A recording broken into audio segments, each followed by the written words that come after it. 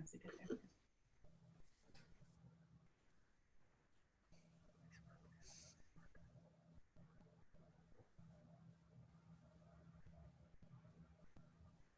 Okay, go back to your Zoom page and go and start.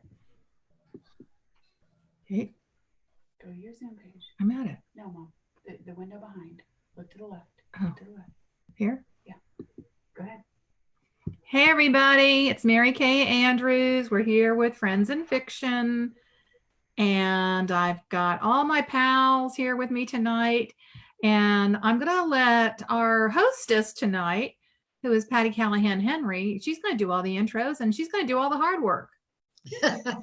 I'm so excited to be here. I am so sorry I missed last week.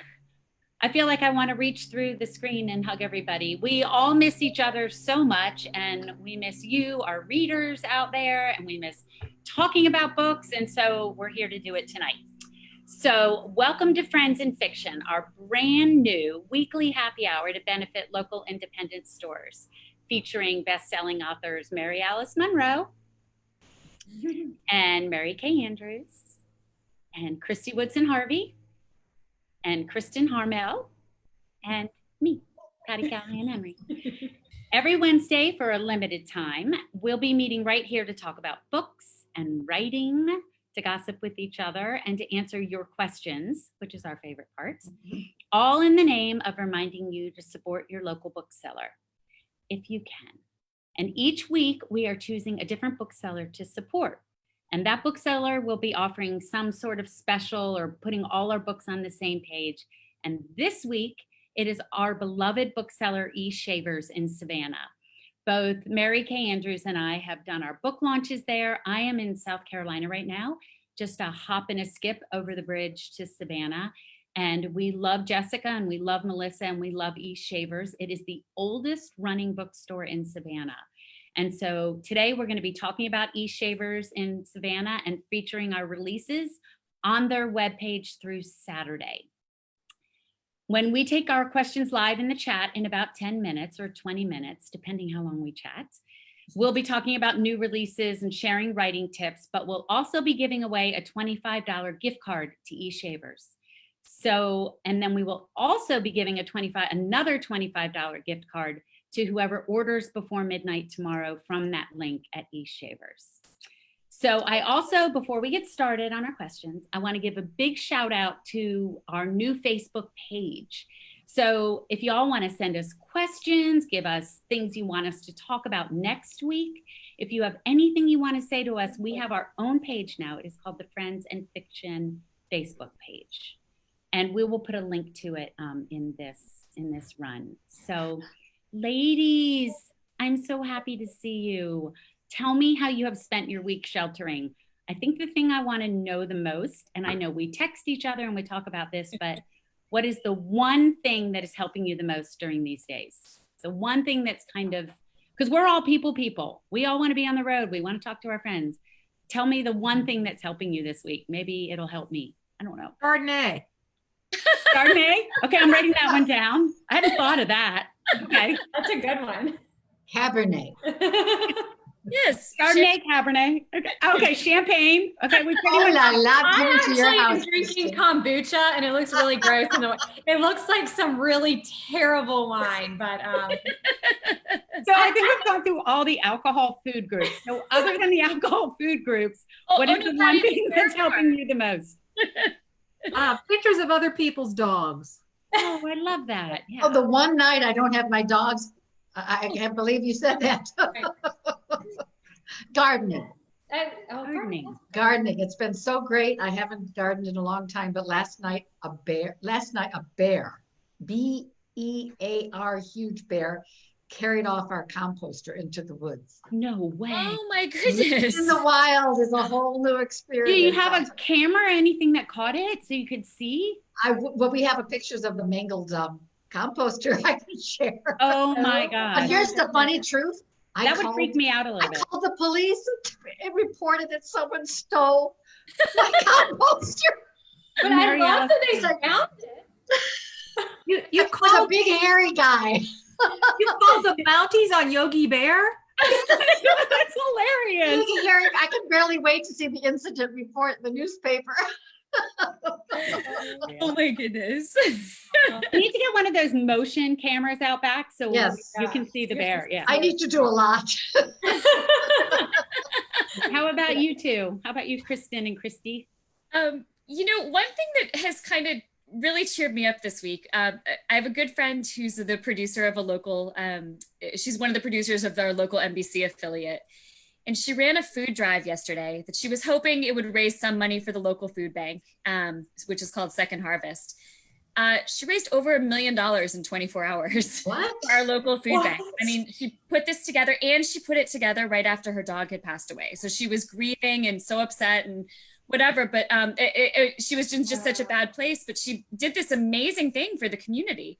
And when I said that to her, she said, no, I didn't do anything. It's that there are so many people in the community who wanted to help. This wasn't big corporate gifts for the most part. This was just people coming forward. And I just had this moment of like, everything's going to be okay. Like bring it in the worst of times. This is bringing out the best of us. So that was really something that kind of gave me a boost this week. Well, I mean, you really should have let her go last, because how am I going to follow that? I mean,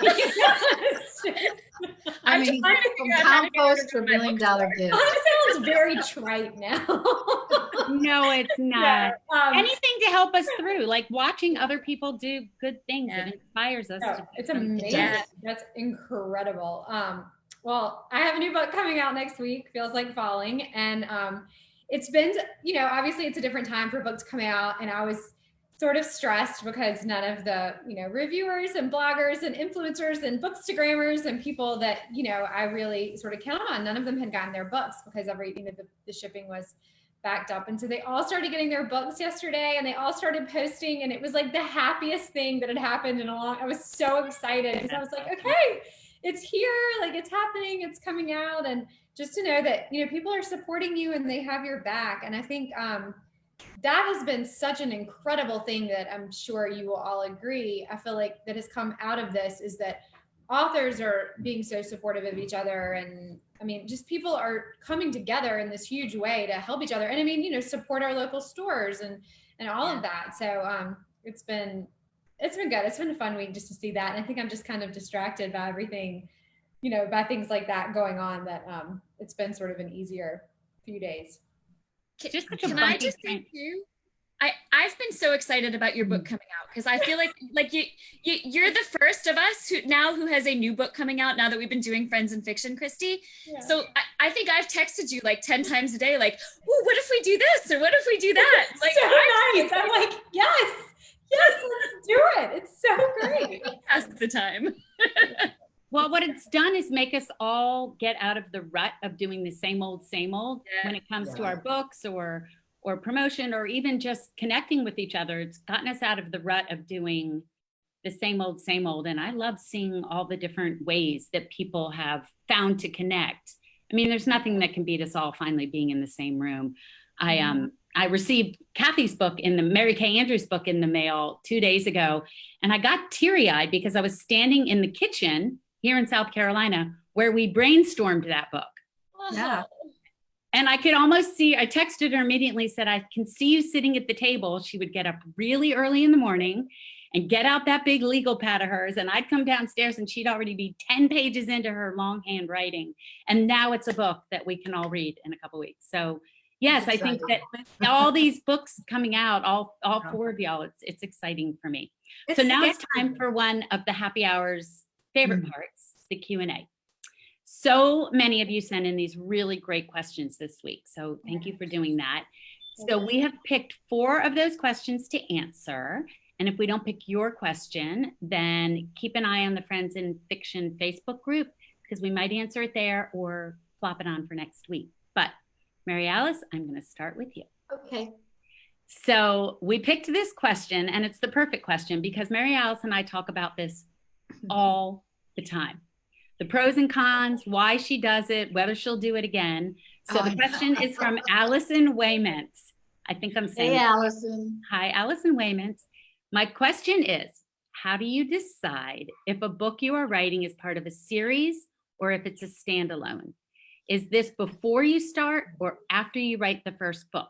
So Mary Alice's new book, On Ocean Boulevard, is book 6 in the Beach House series. So this is a perfect question. Yes, it is. And a tough one to answer because it's changed. When I wrote The Beach House, I'd only written ever standalone novels. And I never intended it to be a series when I wrote it. And it was a big book for me, my first New York Times hit. And it had real repercussions that, for me, went beyond the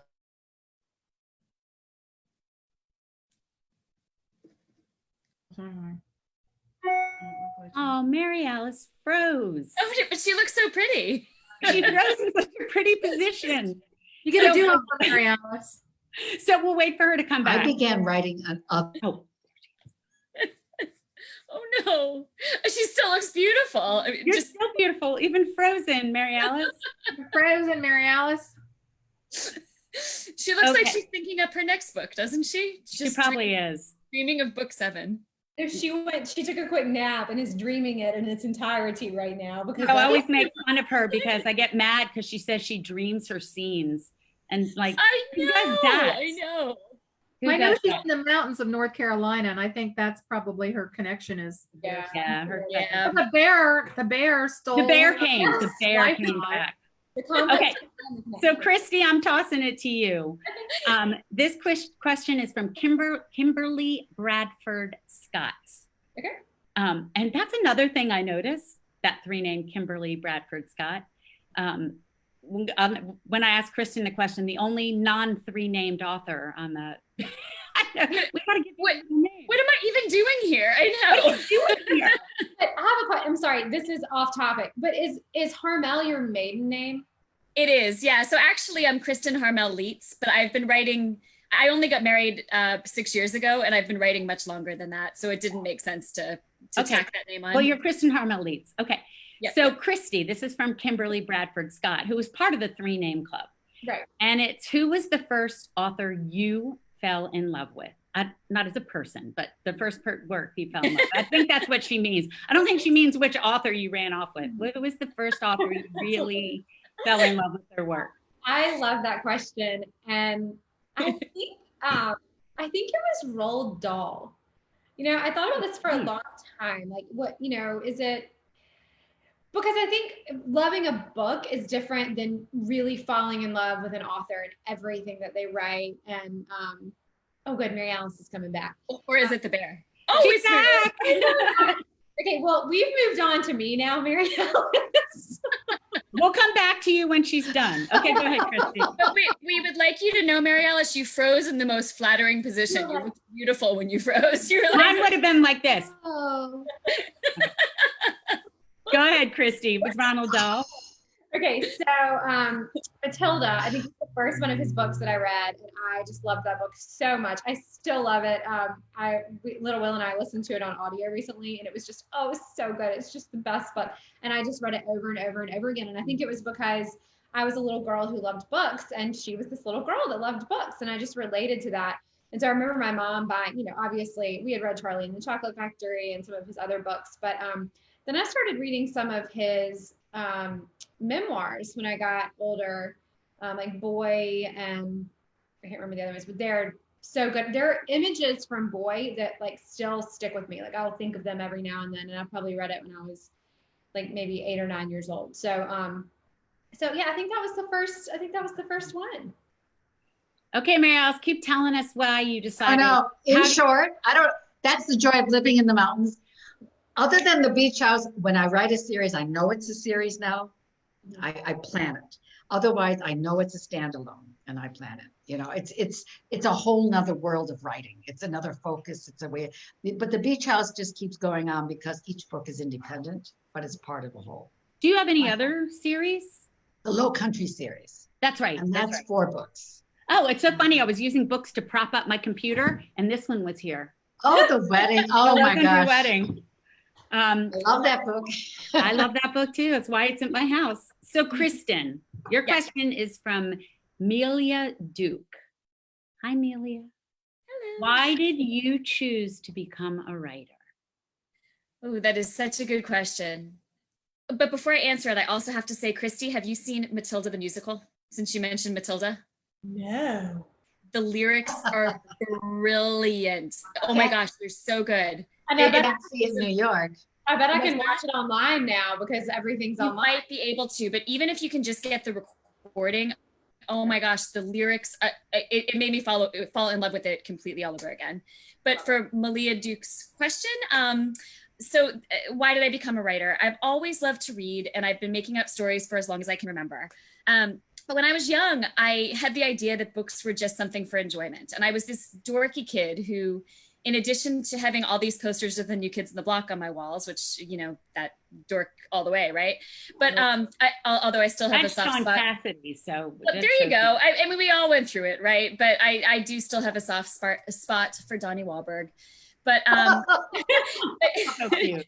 in addition to my New Kids on the Block posters, I also had, my walls were plastered with Martin Luther King and John F. Kennedy. Like I was just, whatever, I don't know. I was weird. Yeah, I like that.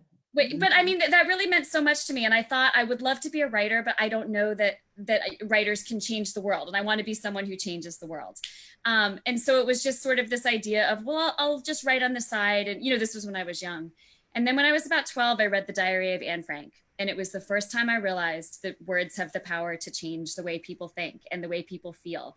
And, you know, I don't think that every word I write is going to, you know, spark some monumental change. But gosh, even if it makes you just feel a little happier during your day or makes you think about something in a different way, that's a small change. And it's the small changes that make the big changes. So it was honestly that reading The Diary of Anne Frank for the first time that made me think, oh, wait a minute, like writers can do some good in the world. So that was why I became a writer.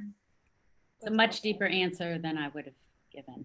Well, but it included the New Kids on the Block. So let's not pretend. That's true. She is right. You did admit that part. Mary Kay, my friend, Panda Sparrow Turner asked, do you ever, we talk about this all the time, do you ever feel like giving up writing? I will add to her question and say, do you ever feel like giving up on a book? Yes, Panda. Yes, all the time. I don't know if you can see behind me, but I have my book jackets framed. I'm sitting in my office right now. And the only way I convince myself every time I get partway into a novel and I think, I can't do this. I cannot do it. It's too hard. I'm not smart enough. I'm not good enough. And I need some kind of reinforcement. So I look at those framed book jackets and I tell myself, yes, you can. You've done it before. You'll do it again. It's hard. It breaks your brain. This book that I have coming out in 2 weeks, Hello Summer, honestly, Patti can tell you, we talked about it so many times. I thought this book would end my career. I just thought, I can't do it. I can't figure it out. It's too hard. And so I think that happens to, I don't know if it happens to other writers. Patti and I talk about it a lot. Mary Alice and I have talked about it too. It does. If you know, my mother always said, anything worth doing is worth doing well. And nothing that's easy is worth having. So I don't know if I agree about that because M&Ms are very easy and they are very worth having. All of them. You have any? Can I borrow some? Yeah. Not tonight, I don't have any. I do have Chardonnay.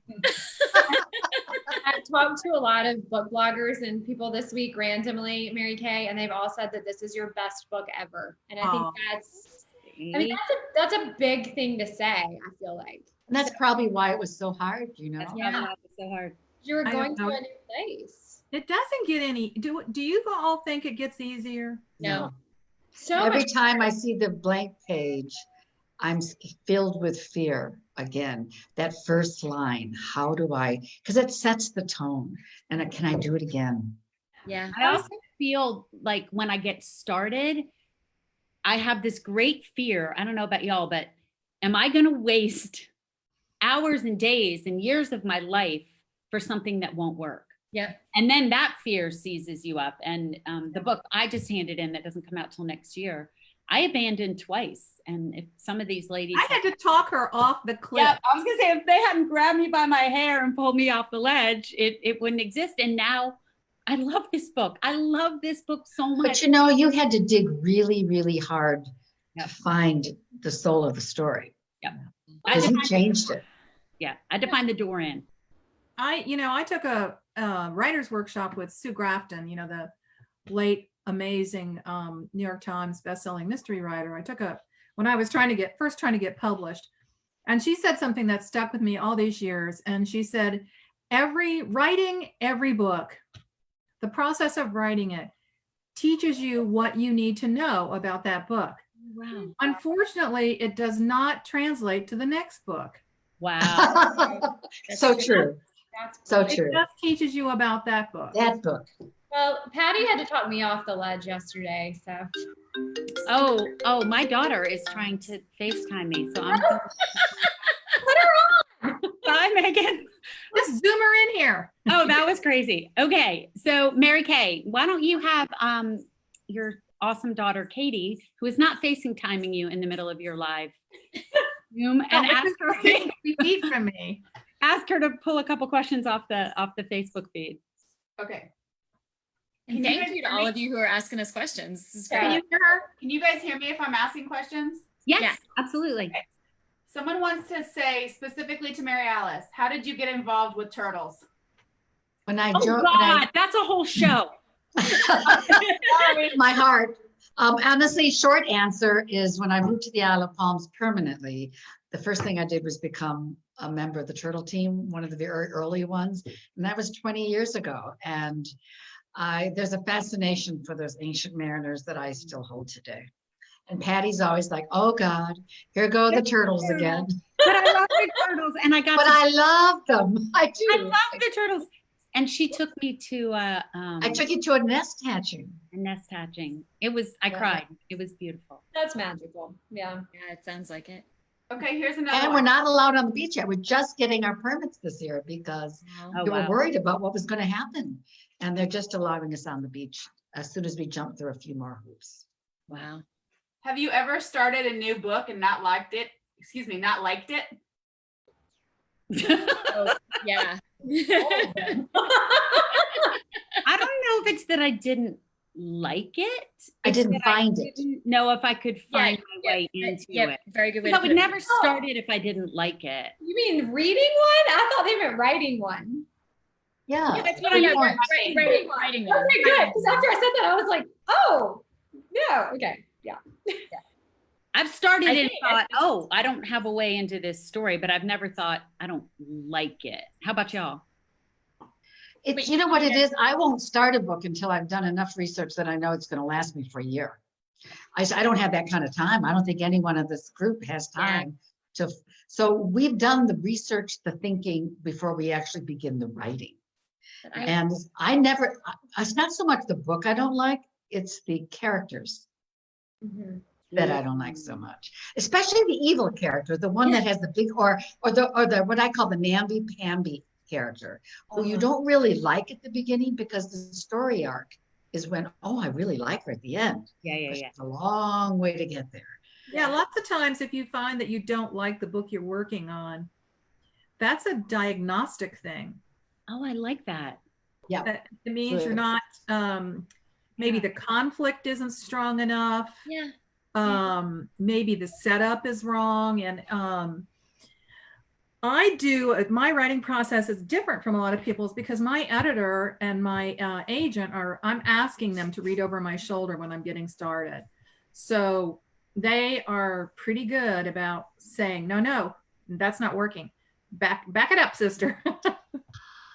So is that something that have you always been that way, or is that something that you sort of evolved into? Because I feel like I'm getting slightly better, but at first, like, no one could read a sentence until that book was ready.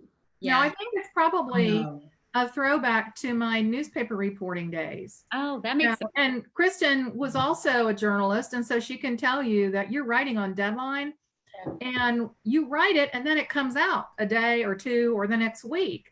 And so I need instant gratification. Yeah.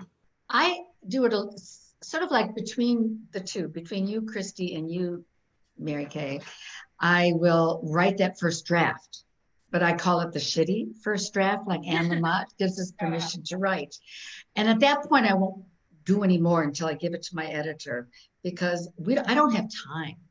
And so I give it to her, and we've been working together for a long time, and we duke it out literally on the phone, and she has the best ideas, and sometimes I don't like them. And so I get to decide what I'm going to do to change it. So then when I revise, it's totally, it's fast. That's craft.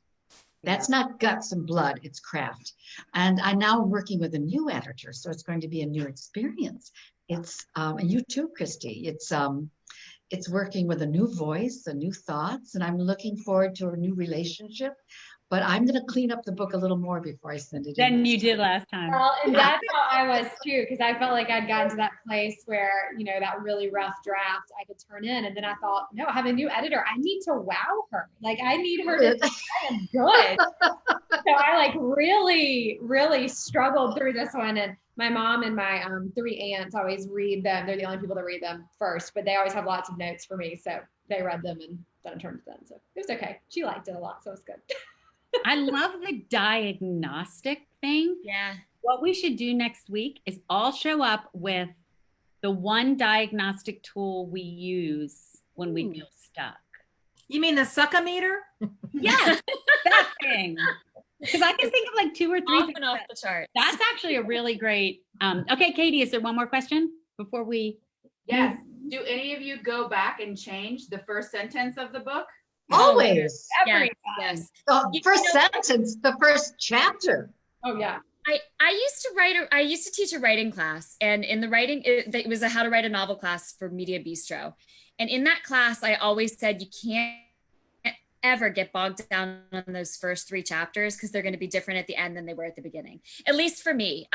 But I feel like you could spend 6 months writing the perfect first sentence, and by the time you reach the end of the book, it wouldn't be the perfect first sentence anymore. Like, I mean, it might be, there's a chance, but I mean, there's no point to me in agonizing over it if you don't totally know the characters yet. That's always been my feeling about it. Yeah. And I always tell young writers that it's a classic new young writer mistake, is to think the first chapter or the first 3 chapters have to be perfect. And you go over it and over it. And usually what you're doing is you're putting all this back history in it that's not worthwhile. And by the time you, like you said, you get to the end of the book and and now I know what the story's about. Yeah. You have to begin with an inciting incident. So just let it rip, get through that first draft and make sure you can write a beginning, a middle, and an end. Yeah. I think we've just done the writing tip.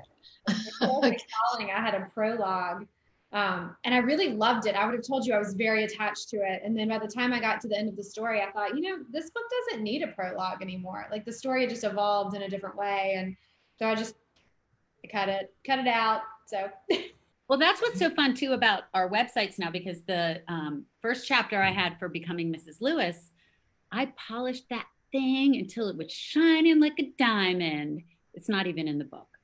Yeah. And so I have it on my website as the cut first chapter, because it's interesting for people to see. And it even ended up as an article in England that a magazine asked for something, and I kind of altered it, and it was the cut first chapter. It didn't That's awesome. I know. So which goes back to no writing is wasted, right? True. Somebody once told me that they like to look at it like a pianist practicing scales. We hate when we have to get rid of pages, but maybe if we can look at it like scales, it's okay.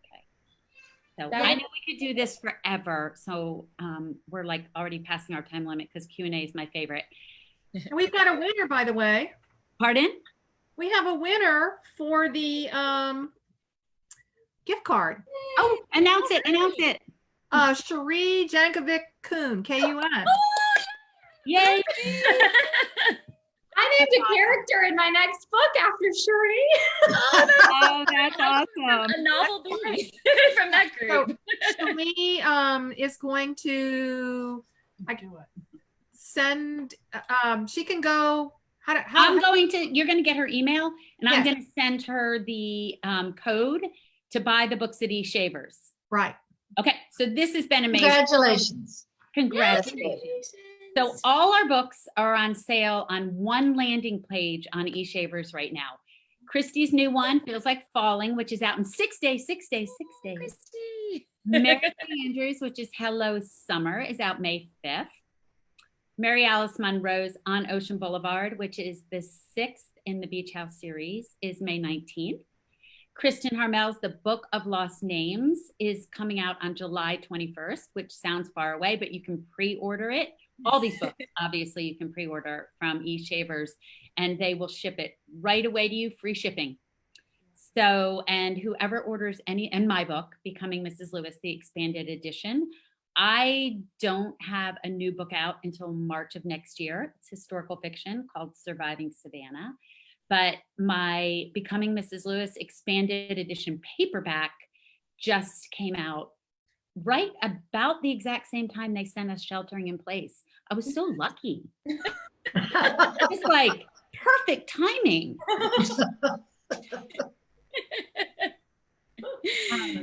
But the expanded edition has loads of things that aren't in the hardcover. And even the Kindle edition is expanded, and it's got a timeline. It has some cut things that were in the first book. So ladies, sometimes we take our cut work and put it in the back. I have 10 things you didn't know about Joy and Jack. I have a timeline. I have maps. I have loads of things in it. And just a reminder for those of you who have read it and want more, there is a podcast called Behind the Scenes of Becoming Mrs. Lewis, where I interview loads of different experts that I interviewed for the book, including her son, Joy Davidman's son. The book is about the love story of C.S. Lewis and Joy Davidman, and I interviewed their son, so along with a lot of other experts. So now onto the weekly, that's a tongue twister, the weekly writing tip from Mary Alice Monroe. So I feel like we've already done it. I don't know whether to add on to that or not. For those of you who are dreaming of writing a first book, Mary Alice is going to give us a writing tip. Mary Alice, how many books have you written now? I'm on 24. Oh my goodness. Wow. So no matter what you say, it's a tip. So go for it. Yeah. Well, I think that what we talked about earlier was really important. Today, I'm going to talk just 90 seconds on setting, because I think that's a very major part for me. And I want to remind everybody, when you're describing setting, don't to show, not tell. That's a big error. So many people just describe the I smelled the honeysuckle. When you have to really, that's just one sense. Use all 5 senses. Remind yourself as a writer to bring the world into the senses, because it's then the senses that trigger the internal memories and thoughts. So on Ocean Boulevard, for example, the young girl returns home with her tail between her legs, and she goes out to the beach, and it's the smell of the early spring jasmine. She tastes the salt. She hears the roar of the ocean. But then you put in your perspective, the point of view. So she hears the ocean as the woman who's grew up on this ocean, who feels the caressing of the wind like her grandmother stroking her hair. It's her point of view that makes it come alive. And so that triggers then memories of the grandmother. So you use your senses to bring the reader into your world through your character's point of view. Keep listening to you talk about that. Yeah, very transported. I'm like, what? Keep going. I know. Like, wait, the tip's not over, is it? What about that ocean? And meanwhile, there's Yeah, this tell us bird more. chirping right behind me. So I hear. Isn't it beautiful? Yeah. And there is jasmine out there too, so I can smell it both. So Kristy is going to highlight a smaller or new bookstore that she wants to tell us about. I know it's hard for all of us. We're all in the South, and we all love all our independents. Oh my gosh, I know. And so I'm moderating or hosting or whatever it is next week. And so I have a different bookstore that I'll be talking about next week. But I grew up in Salisbury, North Carolina, and we have the best bookstore there called South Main Book Company. And a new owner just purchased it a few months ago, right before all of this craziness happened. So I just have been thinking about her so much and really wanting to support her. She's doing such a good job with the store. It's just one of those beautiful bookstores that you just want to walk in, you want to peruse for hours. It just smells good. The light's amazing. It has this old rickety hardwoods. It's a bookstore. It's such a good store.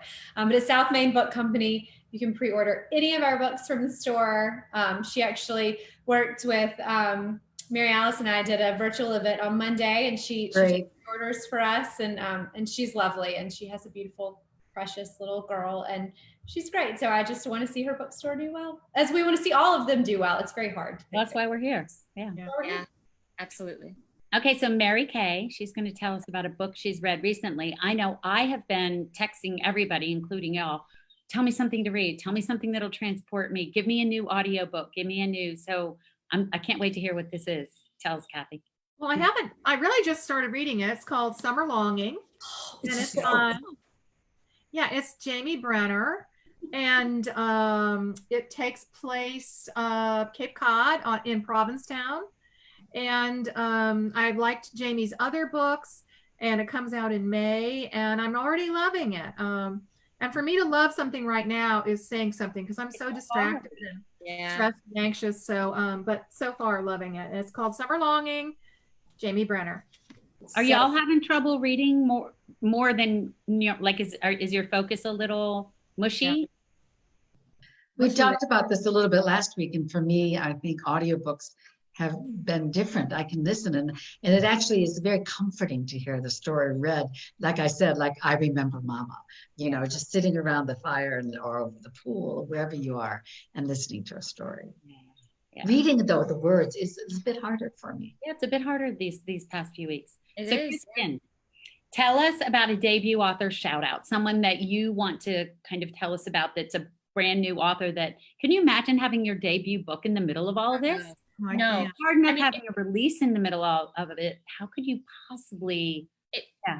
It's awful, because for these debut authors, I feel like these are the kind of books that a bookseller would hand sell to you, right? They would say, oh my goodness, I've discovered this wonderful new author. I want you to discover them too. And we're kind of losing that because we're not able to walk into bookstores right now. So I mentioned this book briefly last week when we had a great viewer question about what we were reading. This was the one I was rereading last week.